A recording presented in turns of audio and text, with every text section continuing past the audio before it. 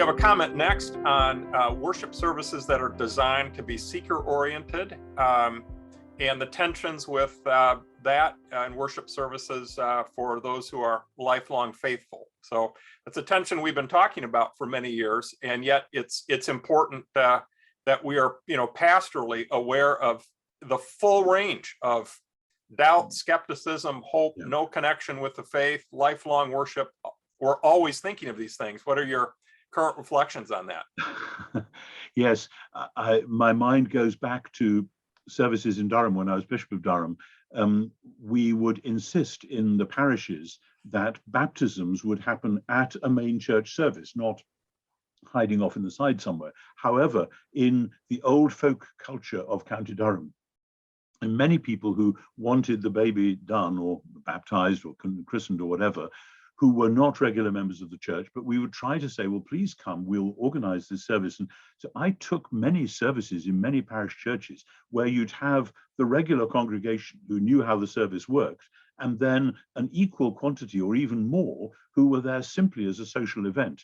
And I would try to hold these together and explain to the unchurched who were there what was going on, while thinking, there has to be a better way of doing this, but I'm honestly not sure what it is.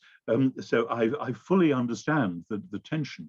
And the odd thing is that many genuine seekers are drawn in simply by the church doing well what it's supposed to do in its worship. And the Eucharist, okay, it's a very kind of specialized thing, but when done well, and when there's good preaching and good music, and when people are welcoming and affirming and able to explain what's going on if people don't understand, that itself can be, as I think John Wesley said, a converting ordinance.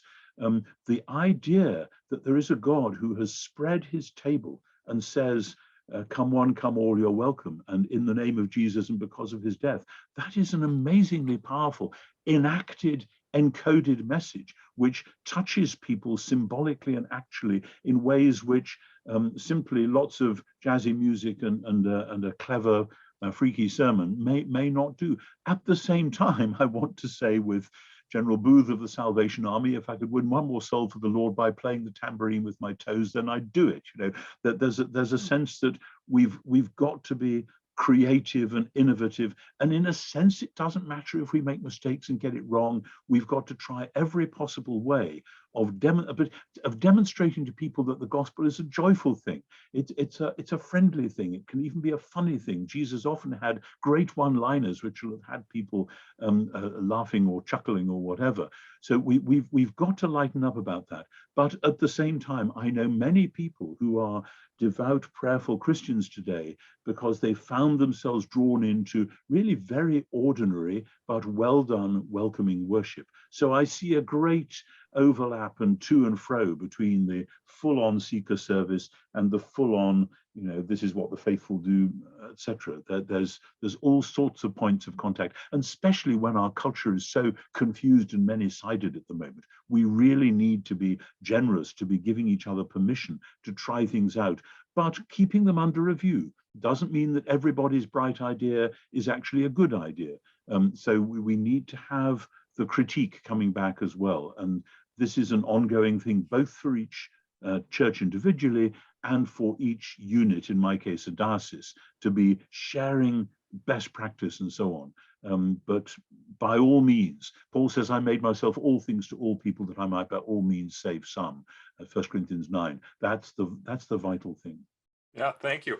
And as I hear you, I think too, there's we have energy we can pour into how we actually shape a worship service or a sermon, but we also have energy that we can pour into how we make the invitation and the account we're giving it. And these two things, working in tandem. And as our conversation's gone along, I've taken note of suggestions you've made in both directions and how important that is to work together. Yes. So thank you. Yes. I mean, let me just say as well, one of the strange things that's happened in the last generation in the UK is that cathedrals have become, in many cases, the fastest growing congregations in the diocese.